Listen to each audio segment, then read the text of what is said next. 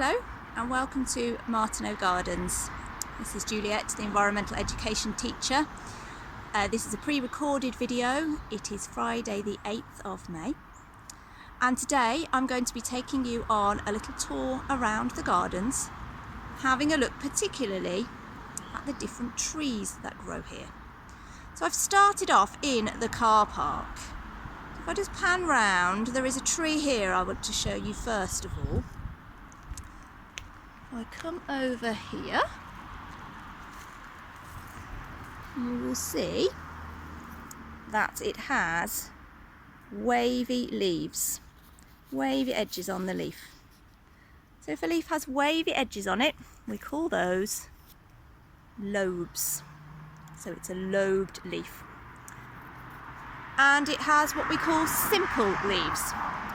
So if we look at here, each stalk just has one leaf. So it has simple leaves that are lobed, wavy edges. You might recognise it. It's a type of oak. But this isn't the oak tree that you normally see. It is one of two native British species of oak. This one is called the sessile oak. We'll have a look at the other oak, the more common oak, a bit later on. But that is the sessile oak. Okay, now if I just pan round, before I go inside, I'm going to take you over to this tree. This is a brilliant tree. Quite often gets overlooked because it's right in the entrance of the car park, so people don't necessarily spot it, but it's probably the best of this type of tree we have here. So it has tall flowers, look a bit like candles. Tall white flowers.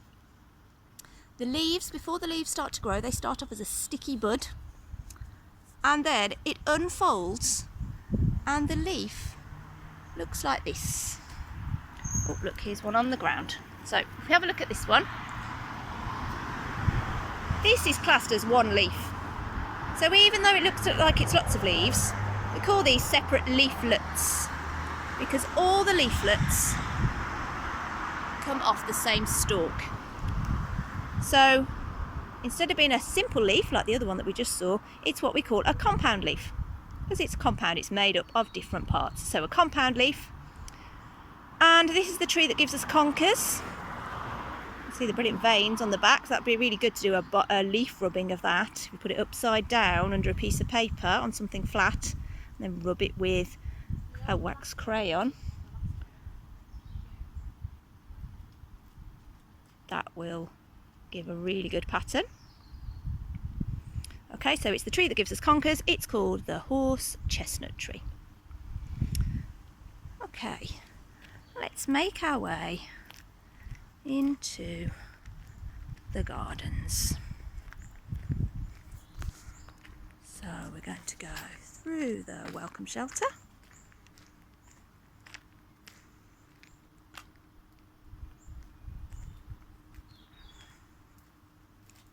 Into Martineau Gardens. So on our left as we come in, we have the allotment areas, the veg beds and the polytunnel. Lots of different vegetables growing here and fruits. But we're going to go into the Tai Chi lawn, onto the Tai Chi lawn. Okay, so there are lots of beautiful flowers around here, forget-me-nots, some hellebores here. Here, I'm sure you recognise these, bluebells. So bluebells grow early in the year, so they start to grow before the leaves go onto the trees, because that means that more sunlight comes through. So that they're able to make their food, they're able to photosynthesize and then produce their flowers. And they carpet woodlands, so that's why they like to grow in woodlands, because they come through before the leaves have started to come through the trees, through onto the trees. So here's the Tai Chi lawn. There's lots of different types of trees, particularly lots of evergreens. So evergreen means that it doesn't lose its leaves in the winter. So this one here, I think it's either a cypress or a cedar. But it's an evergreen, which means it doesn't lose its leaves in the winter. You might get the odd one that drops off, like that one goes brown, but generally doesn't lose its leaves. It keeps them all through the year. We'll go past here. We'll have a look at this one a little bit later because there's lots of these around. And I'm sure you know what this spiky one is. Another evergreen. That's why it's still got its leaves at Christmas. Quite a symbol of Christmas, but it doesn't have its flowers. So it has white flowers. So you may not have seen flowers like this. This is a holly. This is quite a big holly. So sometimes you get hollies that are more bushy. This is quite a big holly tree. So there are the flowers. And the nice shiny stiff leaves. Okay. Beautiful cow parsley here. Gorgeous smell. There's a lovely bench made from an old tree. Right, now before I go down there, I want to show you this tree. So those of you who've visited Martineau Gardens before, I'm sure will have spotted this tree, because it looks quite different from the other trees. It's got very pale bark, and when you touch it, it's very smooth. Bark is usually rough, isn't it? Now this one, it did have 3 trunks, which is quite unusual. One of them got a bit diseased, so it needed to be removed, and then the other one had to be removed because of the weight. So these grow in, you find them in Australia, you find them in parts of Europe. Koalas like to eat them. You may guess what it is. If I crush the leaves, unfortunately you can't see. Maybe you could have a go at crushing a leaf when you come and visit. And if I sniff that, that smells really nice. That's an oil, which is good if you've got a cold. So this is a eucalyptus. So it's not a native species, although actually a lot of trees that we now think of as native species were introduced a long time ago. But yeah, this one's been introduced. It's very fast growing. There's some more of them over there, so you can just see exactly how tall they can grow. So there's the eucalyptus. Right, let's see what's down here. So here we have a leaf that's very jagged. So we call that a toothed leaf. They look like teeth, don't they? Maybe teeth like you'd have on a saw rather than teeth in your mouth. So it's got a toothed leaf. It's got some little fruits on it. Now they will turn red. I wonder if you can guess what it is. Oh, there's a hoverfly come to say hello to me. Hello. It is a cherry. So I think this one could be a wild cherry. I think it might be a bird cherry because they have darker, shinier leaf stalks. And cherry trees are really easy to recognise because they have a very distinctive bark pattern. If you can spot here, they have stripes going across them. So they're really easy to recognise. Okay, let's go through this way. See what else we can find. Okay. Bird up there. Let's see what it is. Okay, so this one here, can you see it? Here we go. Is called a laurel. Lots of people have laurels in their garden. I'm sure this is an evergreen as well, and it keeps its leaves. But actually the ones on our tree change colour and they become a really nice red colour. Okay, so I'm going to carry on walking. There's certainly a few non-native trees here, but I would like to draw your attention to the orchard. We're going to go inside the orchard. So orchards are where fruit trees grow, particularly apple trees. So here's an apple tree, and can you see how it's been trained to grow along those wires? Also got a few flowers left on it, which the bees absolutely love. So there's an apple tree. Over here, now a couple of weeks ago, last time I was in, this had loads of white flowers on it. This is another cherry.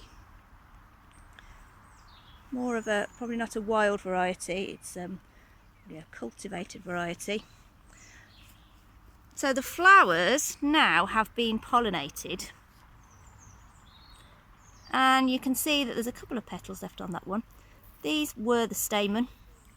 So these are the parts that had the pollen on them. And in the middle is the ovary, which has the seeds inside. So when the flowers have been pollinated, those seeds will have been fertilised, which means they're ready to grow. So all the other parts drop off, and then the ovary gets big and juicy to protect those seeds, and they will then grow into cherries. So, different type of cherry tree from the one that we saw before. We've also got in here, here's another apple tree. And we've got a label on this one, so it's called a Doddin. So there's lots of different types of apples. This is a variety that comes from Redditch, so not far away. Flowers have been pollinated on there as well. This one here, which has very rough, gnarly bark. This is a mulberry tree. Now you might know the nursery rhyme, here we go around the mulberry bush. But did you know that mulberry is actually a tree and not a bush? So it has very dark red fruits that really stain your fingers. Caught red-handed. I'm not sure if that comes from this one, but that's definitely from collecting fruit when you shouldn't be. Okay. Over here, this one here, yep, this is another fruit tree. This is called a green gauge. So this will have a fruit that's a bit like a sort of a green plum or a damson, a green gauge, used for jam. Very traditional variety. Not so many people have heard of them, I don't think, anymore, but yep, a green gauge. And over here, something that's certainly not a native British species, but it's growing quite nicely here, and you may recognise it when you see the fruit. Any idea what that fruit is? So they will go more of a purpley colour when they're ripe, or a brown. This one's actually called the brown turkey, because the fruit are more brown and it comes from Turkey. Can you guess? It is a fig tree. And there's a fig leaf.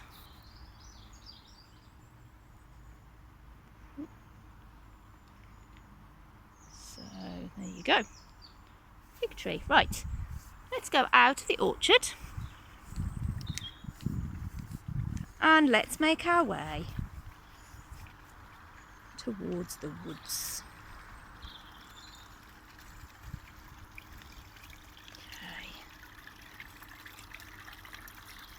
Before we go into the woods, I want to show you a particular tree that's special to me. It's planted in honour of someone. So we'll go across the lawn. This is all part of the courtyard garden. Looking beautiful.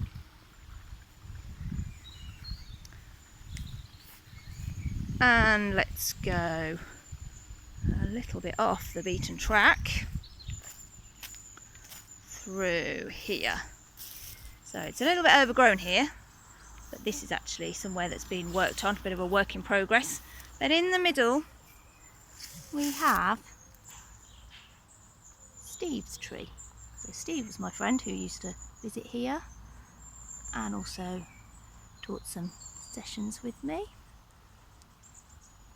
and worked at lots of other places. Very excellent outdoor education teacher, environmental education teacher. So we planted this tree in his honour, and this is a hawthorn, and I'll show you some more hawthorns because normally they have white flowers. This one's a Midland Hawthorne, and it has red flowers. Okay, let's go back through here. Look at this, you might know what this is. I've shown you before about the one with the horizontal stripy bark. Can you remember? Let's have a look at the sign. It's been planted quite recently. Can you read that? It's a cherry, a morello cherry. So again, not a wild species. Has been planted. Okay, let's go through here. Ooh. What have we got here? You might recognise this one. Very distinctive bark. A silvery colour. This is a silver birch. Silvery white colour. Leaves are very high up. I don't know if we can spot any of the leaves. That's the shape of the leaves. Okay. It's very bright. Okay. Let's go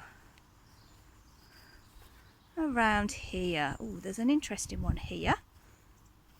So this one is another type of compound leaf, but this time instead of all the leaves coming off one end of the stalk, they're coming off the sides of the stalk. So that's what classed as one leaf, lots of leaflets, and it has a jaggedy edge, a toothed edge. So this one is called Rowan or mountain ash. It's related to the ash. We'll see an ash tree shortly. They don't have those toothed leaves, and it has red berries, but not at the moment. Okay. Right. Let's make our way then into the woodland. Just before we go into the woodland, if you know what this one is, I've just been talking about its relative that had toothed leaves. This has much wider leaflets. So this is an ash tree, very fast growing tree, grows very tall. It's up there behind the other tree. Okay.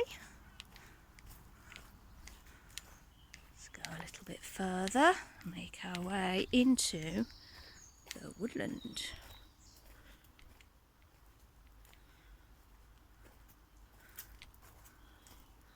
And here we find another, it's a bit hard to get the light here, another evergreen tree. So this one has lots of leaflets again, flat leaflets, and you can see the new leaves coming through at the end, come through a much brighter green. So this one is called a yew tree, and a yew tree has berries. Lots of animals and birds might like to eat yew trees, but you mustn't eat them. You mustn't eat them because they are poisonous to humans. So we must be very careful. Down here, if you had smelly vision, and if I'd maybe crushed up these leaves or trampled on them a little bit, you would be able to smell garlic. This is wild garlic, or ramsons, it's also known as.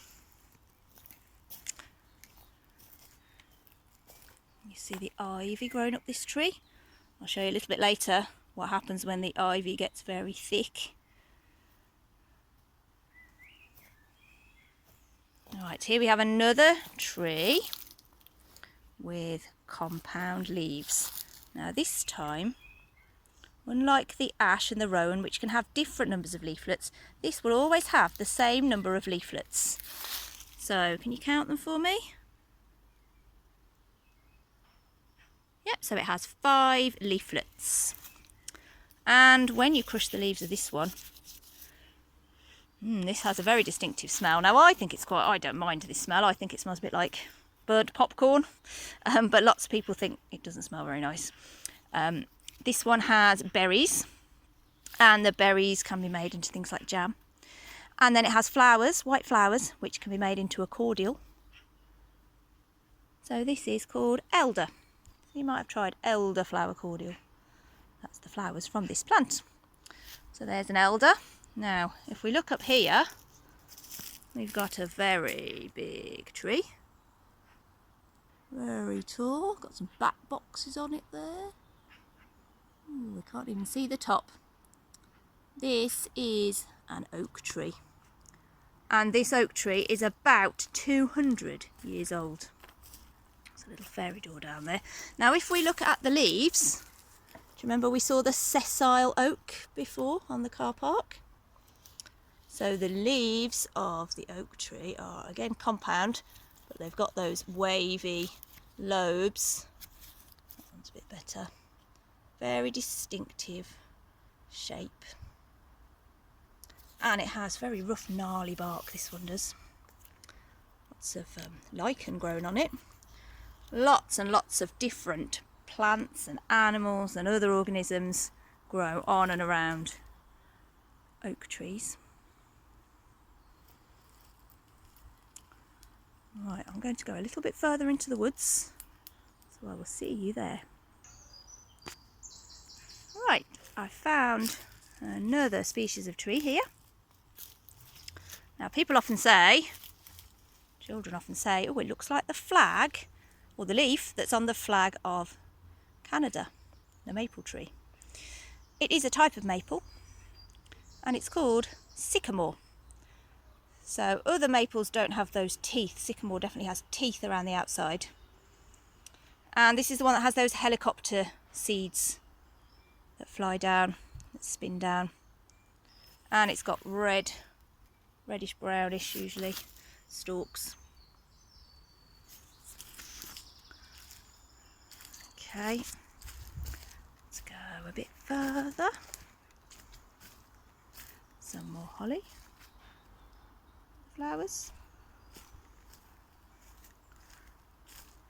Another, what it is with the stripes. Another cherry.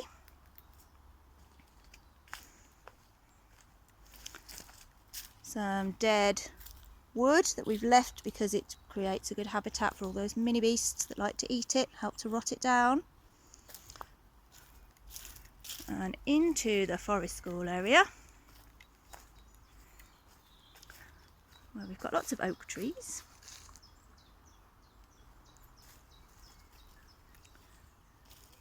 And we've got this one here.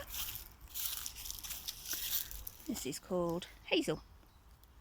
So it has a pointy end on the leaf, and if you look at the other end, if you can tell, it goes in at the bottom. So it's got a bottom at the bottom, basically. That's how you can remember it. That's how someone told me to remember it. It's always stuck in my head. So can you see where it, see where it goes in?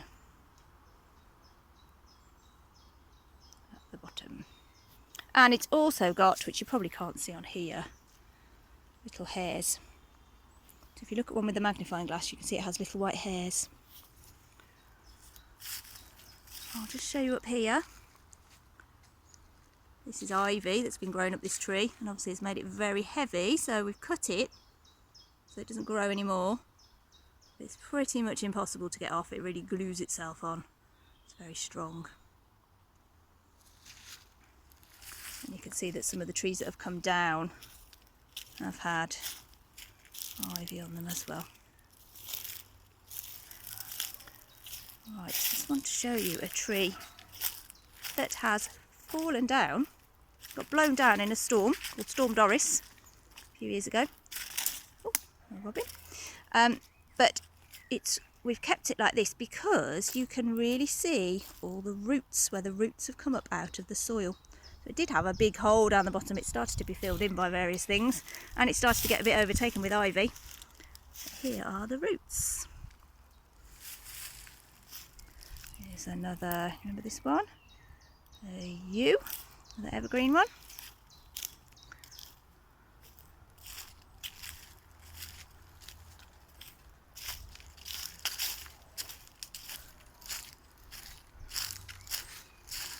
We've got down here, it's getting a little bit darker.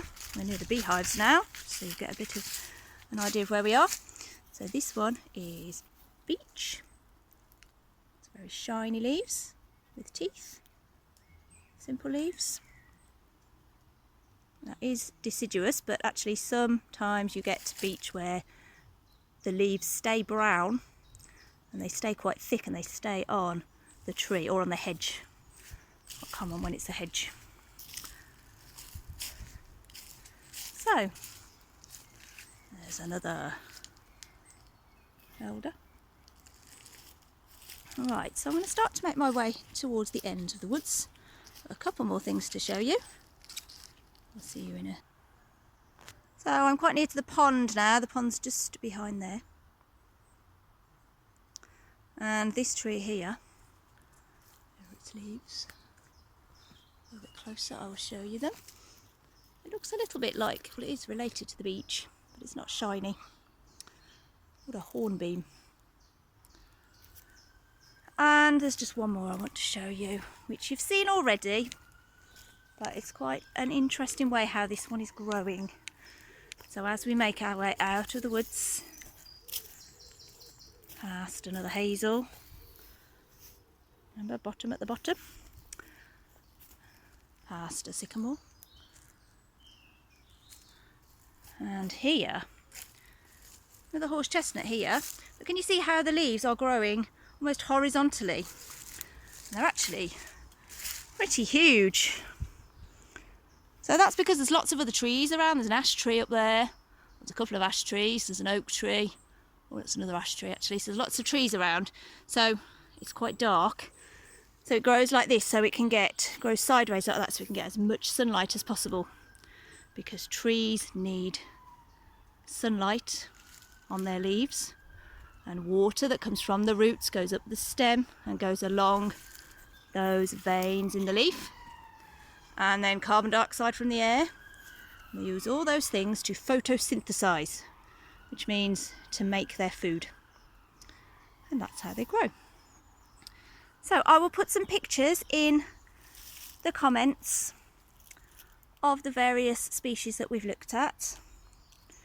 But thank you for watching, and hope to see you next time, and hope to see you when everything calms down and you can come back to Martineau Gardens.